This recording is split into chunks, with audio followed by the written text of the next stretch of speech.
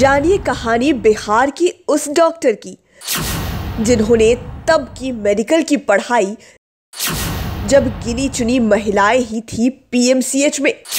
पिता ने समाज से लड़कर खूब दिया साथ, बेटी को पढ़ाया और बनाया डॉक्टर। स्त्री रोग विशेषज्ञों में बहुत ऊंचा है इनका नाम। लाखों मां और नवजात बच्चों के लिए किसी भगवान से कम नहीं है डॉक्टर मंजू गीता मिश्रा। जानिए सब कुछ कहानी जिंदगी की में गरिमा भारती के साथ। नमस्कार, लाइव सिटीज के खास कार्यक्रम कहानी जिंदगी की में आपका स्वागत है। मैं हूं गरिमा भारती। आज के इस एपिसोड में हम आपको ऐसी शख्सियत से रूबरू करवाने जा रहे हैं जिनका मेडिकल की दुनिया के साथ साथ गायनेकोलॉजी की दुनिया में नाम ही काफी है। MGM यानी कि बात हम मंजू गीता मिश्रा की कर रहे हैं, डॉक्टर मंजू गीता मिश्रा की, जो इस दुनिया में किसी लेजेंड से कम नहीं है। आइए इनका स्वागत करते हैं। आपका लाइव सिटीज में बहुत बहुत स्वागत है। थैंक यू गरिमा। मैं डॉक्टर मंजू गीता मिश्रा बोल रही हूँ। मैं यहाँ जगत नारायण रोड में MGM हॉस्पिटल की डायरेक्टर हूँ और इस हॉस्पिटल को चलाती हूँ। ये हॉस्पिटल करीब 1982 में ही स्थापित किया गया था। तब से इस पर दिन इस पर हम लोग इस बढ़ोतरी कर रहे हैं। बहुत सारे चीज़ इसमें ऐड किए हैं। हम लोग सीरियस मरीज को भी रखते हैं जिसको कि एडमिट किया जाता है HDU में, जिसको कि हाई डिपेंडेंसी यूनिट कहते हैं। और साथ साथ मेन है कि ये जो है mother and child care hospital है। तो माताओं के साथ साथ हम लोग बच्चे का भी तुरंत केयर करते हैं। बच्चा यदि डिलीवरी होता है तो तुरंत पीडियाट्रिशियन देखते हैं और उसको जैसा ज़रूरत रहता है उसी तरह का एडवाइस देते हैं।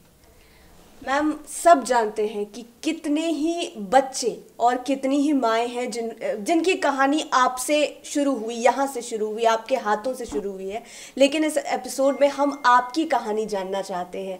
डॉक्टर मंजू गीता मिश्रा कैसे डॉक्टर मंजू गीता मिश्रा बनी? बचपन में कभी ख्याल आया, क्योंकि सब जानते हैं आपके पिताजी डॉक्टर रहे, तो ये सपना बचपन से था? ये सपना मुझे बचपन से था, क्योंकि मेरे पिताजी भी डॉक्टर थे और उस टाइम में तो जो general practitioner assistant civil assistant surgeon कहलाते थे, और उन लोगों का था कि सब चीज़ का इलाज करते थे। और उस टाइम में तो और भी गरीब पेशेंट सब देहात गांव दूर से आता था उनके पास, और सब तरह का ट्रीटमेंट करते थे। उनको देख करके खास करके कभी कभी छुट्टियों में मैं भी अपने फादर के साथ गांव गई थी कुछ बार। वहाँ देखती थी कि मतलब कैंप्स विजिट करने के लिए? कैंप्स नहीं, अपने गांव अच्छा, हम लोग का गांव मधुबनी के पास है। अच्छा। तो कभी कभी छुट्टी में वो हम लोग को ले जाते थे। तो उस टाइम में जब पता चलता था गांव में कि उनका नाम था डॉक्टर देवेंद्र झा, कि डॉक्टर साहब आए हैं, तो दूर दूर से कोई खटिया में, कोई कुर्सी में, कोई कुछ में ले करके सर पर हाथ में उठा करके मरीज सब गरीब लोगों को लाता था, उसका इलाज कराता था। अब बहुत सारे मेडिसिन ले जाते थे अपने पास से जो उन लोगों को देते थे। अब वो देखते थे कि वो खुशी से लौटता था। तो ये देख करके बचपन से ही एक मेरे मन में था कि मैं भी डॉक्टर बनूं और इस तरह से रोगियों का इलाज करूं। और वहीं से मेरा इंस्पिरेशन में हुआ था, मेरे फादर के चलते। मैम, आपने पढ़ाई लिखाई कहाँ से की? आप यहाँ पटना में ही रहकर स्कूलिंग कर रही थी या फिर कहीं बाहर भी गई? नहीं, बाहर मतलब हम तो शुरू में मेरे फादर का ट्रांसफरेबल जॉब था तो उनके साथ लेते थे, लेकिन लास्ट में हम 10th क्लास से मेरे फादर पटना में पोस्टिंग हो गया था ब्लड बैंक में। तब से 10th से फिर 11th मैट्रिक किए, फिर कॉलेज में ISC गए, फिर मेडिकल कॉलेज। उसके बाद पूरी पढ़ाई हम पटना से ही किए हैं, पटना मेडिकल कॉलेज में। उसके बाद काम भी हम करीब पूरे टेन्योर में हम पटना मेडिकल कॉलेज में ही डिफरेंट पोस्ट कैपेसिटी में काम करते रहे। बच्चों को पढ़ाया भी है PMCH के बच्चे? हम सबको पढ़ाते थे। पढ़ाने में हमको बहुत इंटरेस्ट लगता था, इसलिए सब बच्चों को मेडिकल कॉलेज के जब क्लास लेने जाते थे, चाहे एग्ज़ाम के पहले ग्रुप में सब हमसे पढ़ने आते थे, उन लोगों को पढ़ाते थे। पढ़ाने में मुझे बहुत इंटरेस्ट लगता था उन लोगों को।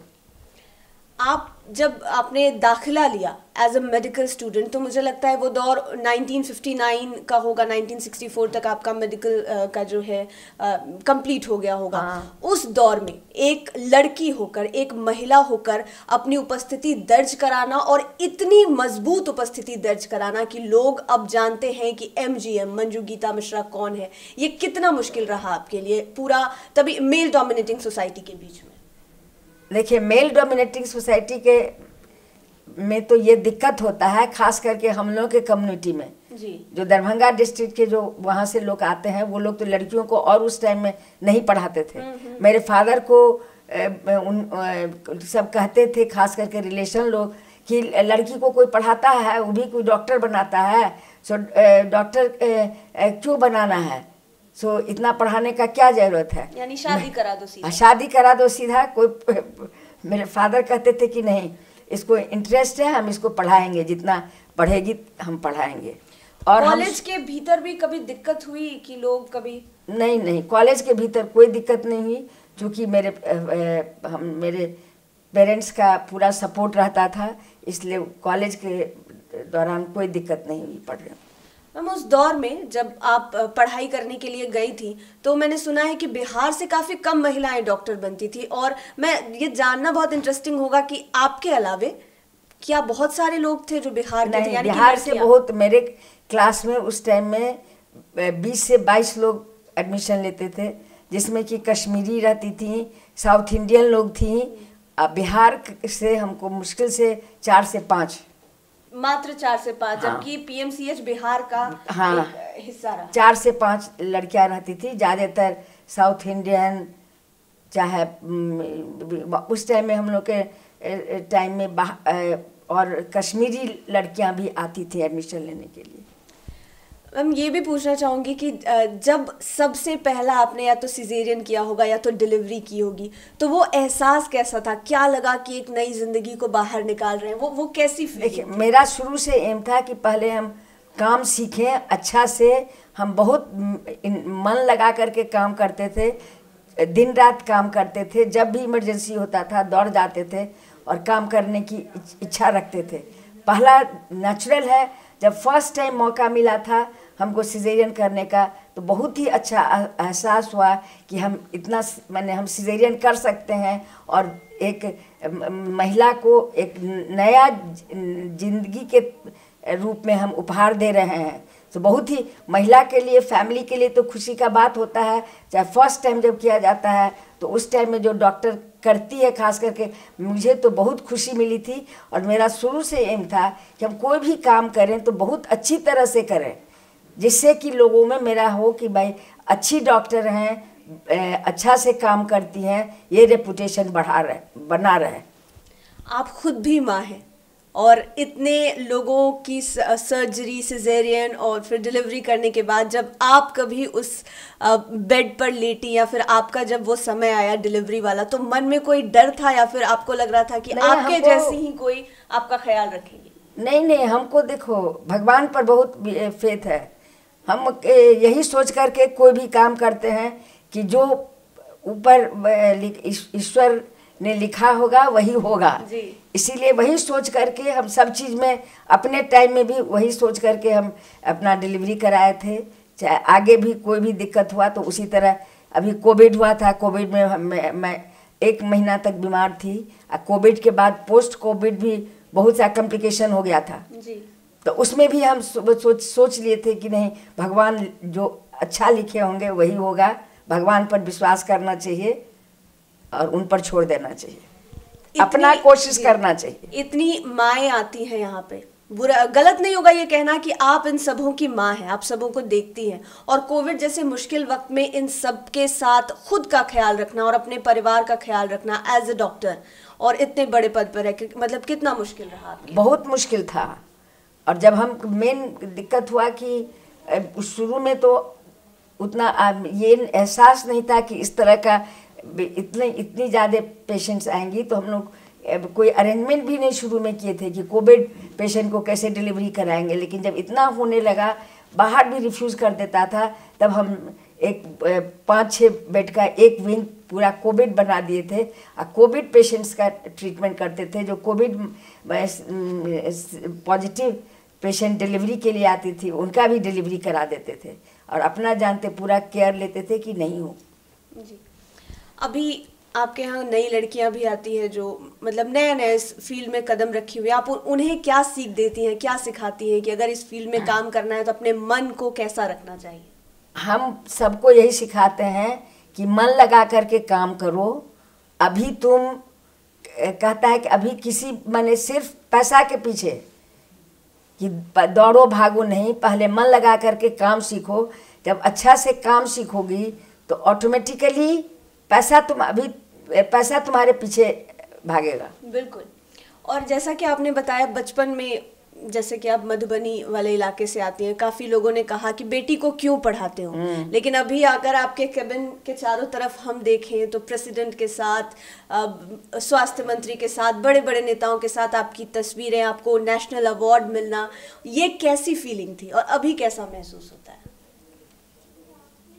वो सब तो हमको लगता था कि हम अपना मेहनत कर रहे हैं जी, और उसी का फल हमको मिल रहा है। हम कोशिश करते रहे, कोशिश करने में हम कभी कम नहीं किए। अभी भी हम घड़ी बाय वॉच, हम टाइम के बहुत पर्टिकुलर हैं जी। हम एकदम बाय वॉच, तुम आओगी हम 9 बजे चले आते हैं क्लिनिक में जी। चाहे गर्मी समर का सीजन हो चाहे विंटर का सीजन हो, 9 बजे पहुंच जाते हैं। 9 बजे से पेशेंट देखते हैं। लेकिन अब तो एज भी हुआ है, पहले तो लंच के लिए भी नहीं जाते थे, लेकिन आजकल हम बना लिए हैं कि नहीं भाई 1 घंटा लंच के लिए जाना चाहिए, लंच लेकर फिर आएंगे। हाँ, अपना भी ख्याल रखना। हाँ, अपना भी। जब तक हम अपना ख्याल नहीं रखेंगे हम मरीजों का ख्याल कैसे करेंगे? बिल्कुल, आप जो काम कर रही हैं वो बहुत ज़्यादा प्रेरणादायक है, लेकिन बिहार में अभी भी, क्योंकि आप डायरेक्टली महिलाओं से मिलती हैं, गांव से भी महिलाएं आती होंगी जिनका आप इलाज करती होंगी, आपको अभी लगता है कि बिहार में महिलाओं की हेल्थ सिक्योरिटी होना और ज़्यादा ज़रूरी है या फिर उन्हें अच्छे स्वास्थ्य व्यवस्था मिलना? बिल्कुल ज़रूरी है। यहाँ हमारी महिलाएं होना बहुत ज़्यादा, हाँ, हमारी महिलाएं नेग्लेक्टेड रहती हैं, खास करके गाँव की महिलाएं। अब वो ध्यान नहीं दे, उनके फैमिली वाले लोग उनको ध्यान नहीं देते हैं कि कैसे उसको सपोर्ट करना चाहिए।